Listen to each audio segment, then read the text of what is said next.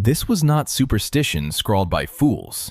It was the best medicine an empire's gold could buy. A crying baby calmed with poppy sap. A king who spent years poison-proofing himself, only to have it fail at the one moment he needed it. One remedy here actually worked. Another was meant to grant forever, and did the opposite. The skull that was opened. Healers in ancient Peru believed pain and madness could pool inside the skull like water trapped under a floor, and letting it escape was mercy, not violence.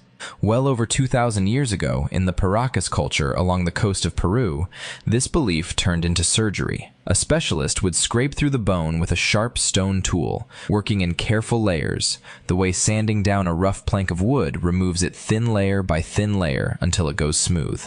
No anesthesia beyond herbs and pressure, no way to see inside, only steady hands and a belief that the skull could be opened without ending the person inside it.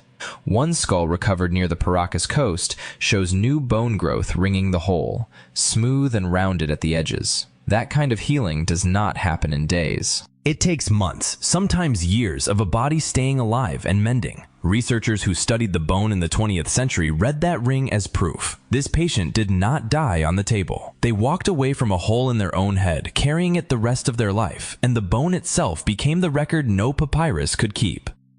A cure sealed with dung. A paste made from crocodile dung, honey, and sour milk sat in an Egyptian physician's kit nearly 4,000 years ago, recorded in what is now called the Kahun Papyrus, one of the oldest medical texts ever found. Egyptian physicians believed the substance worked as a barrier, something dense enough to block the path of conception the way plugging a doorway stops anything from passing through it. Sour milk turns acidic as it ferments, and dung has its own thickness and chemistry. The mixture worked, if it worked at all, through basic chemistry rather than magic, an acidic, thick paste dense enough to act as a crude physical seal. A woman in ancient Egypt using this method left no name in the record, only her prescription, copied and preserved for physicians who came after her. Modern historians who examined the recipe found something uncomfortable. Placed correctly, the paste could plausibly have reduced the odds of pregnancy centuries before anyone understood cells or conception. The ingredient sounds like the crudest remedy any physician ever wrote down. Its odds of working sound far less crude. Egyptian medicine reached for a functional idea and buried the correct instinct inside a repulsive one.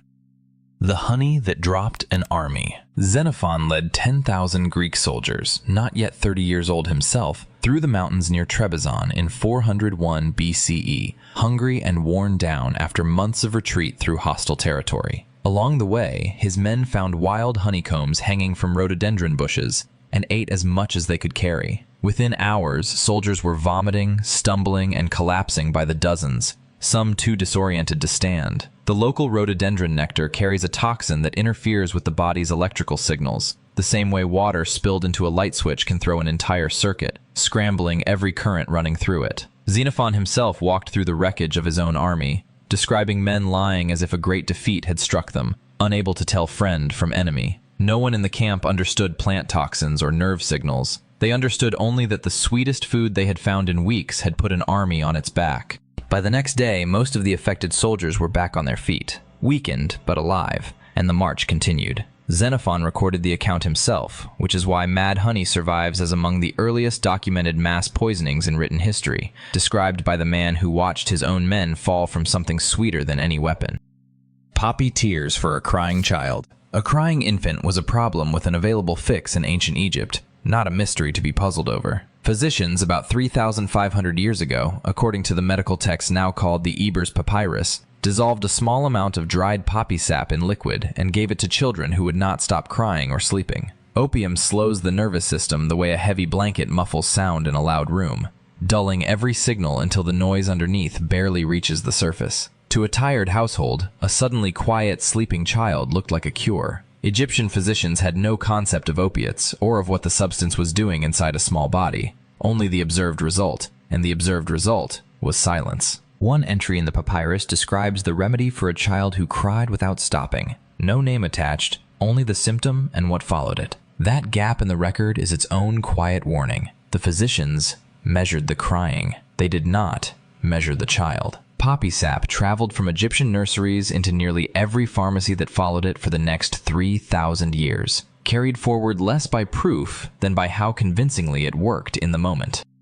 The king who poisoned himself. Mithridates VI of Pontus grew up convinced his own family would eventually try to poison him, and he built the rest of his life around that fear. Beginning as a young ruler in the 2nd century BCE, he reportedly swallowed tiny amounts of poison every day, slowly increasing the dose. The same way a person who lifts a light weight regularly can eventually handle a much heavier one without strain. Over years, his body adjusted to substances that would have caused a fatal outcome for someone with no exposure to them at all. Physicians and poisoners across the ancient world came to believe he had made himself untouchable, and the compound named after him, Mithridatium, became one of history's most famous supposed universal antidotes. Then, in 63 BCE, defeated by Rome and cornered with no way out at around 72 years old, Mithridates tried to take his own life with poison. Accounts from the historian Appian describe the poison failing to work on him, his body simply refusing to pass away the way he expected it to.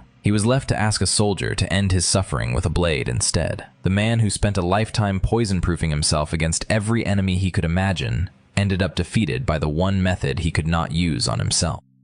A bitter tea from willow bark. On the Greek island of Kos, physicians following Hippocrates chewed on willow bark and brewed its leaves into a bitter tea for patients suffering from fever and pain, sometime around 400 BCE. The bark contains a compound the body can convert into something that eases pain and brings a fever down, cooling the body gradually, the way propping open a window cools a hot room instead of dousing it with cold water all at once. Hippocratic physicians did not know the chemistry. They only knew that patients given the tea reported feeling better, consistently enough that the remedy stayed in use for centuries after the men who first prescribed it were gone. Surviving Hippocratic case records repeatedly describe the same pattern. A patient with a persistent fever given the bitter tea, no name preserved, only the outcome written down afterward, the fever broke. Unlike nearly everything else ancient medicine tried, willow bark held up. More than 2,000 years later, chemists studying the same compound found in willow bark built the foundation for one of the most widely used medicines of the modern era.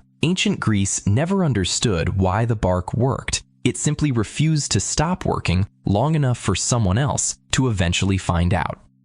The antidote for everything. Nero's court physician, Andromachus, spent the 1st century CE trying to answer his emperor's constant fear of being poisoned, and the result was theriac, a single compound built from viper flesh, opium, and dozens of other ingredients. The recipe worked like a padlock built with 50 different keys, in the hope that whichever poison showed up, one ingredient in the mixture would counter it. There was no way to test that theory against every threat, so theriac became less a medicine than an insurance policy, purchased by anyone who could afford the ingredients. Generations later, the Emperor Marcus Aurelius reportedly took a regular dose of theriac as part of his daily routine, following the same fear that had driven its creation 2 centuries earlier. He kept taking it until his death in the year 180 CE, at age 58, in a military camp on the Danube frontier. Historians still divided over how much the opium in his daily dose had shaped his final years. Theriac outlived the empire that popularized it, still sold in European pharmacies more than 1,000 years later. A padlock with 50 keys that nobody had ever fully tested, sold on faith long after the fear that built it was gone.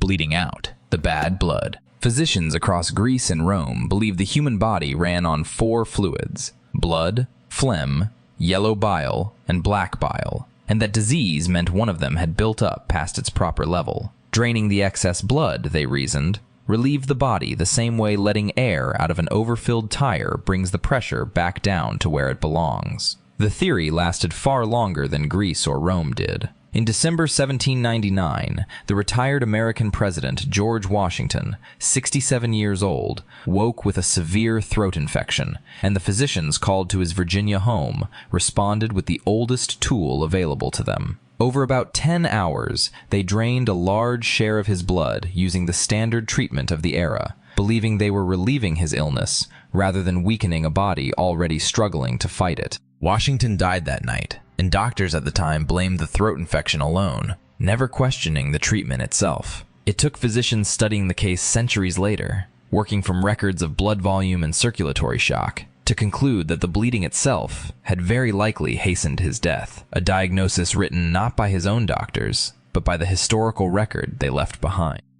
The pill that promised forever. In 210 BCE, Qin Shi Huang, the first emperor of a unified China, was dying at around 49 years old, the way every emperor eventually did, and he refused to accept it. He had spent years funding alchemists who promised elixirs of immortality, and their favorite ingredient was mercury, a metal that shares some physical properties with substances the body normally processes and stores. The body can mistake mercury for something it should hold on to, the way a coin-operated machine sometimes accepts a slug shaped like a real coin and jams trying to process it. Except mercury does not just jam the machine, it slowly poisons every system running through it. The emperor swallowed mercury-laced pills regularly in his final years, convinced they were extending his life rather than ending it faster. He passed away during a tour of his empire in 210 BCE, reportedly showing symptoms of mercury poisoning in his final weeks. The same substance he had trusted to make him live forever, instead sealing how briefly he actually would. He was buried inside a vast mausoleum, guarded by an army of life-size terracotta soldiers, a monument to a man who built an eternal army of clay, because the elixir meant to make him eternal in the flesh was the very thing that led to his fatal decline. Which of these ancient remedies surprised you the most? Tell us in the comments, and subscribe for the next lost chapter of medical history.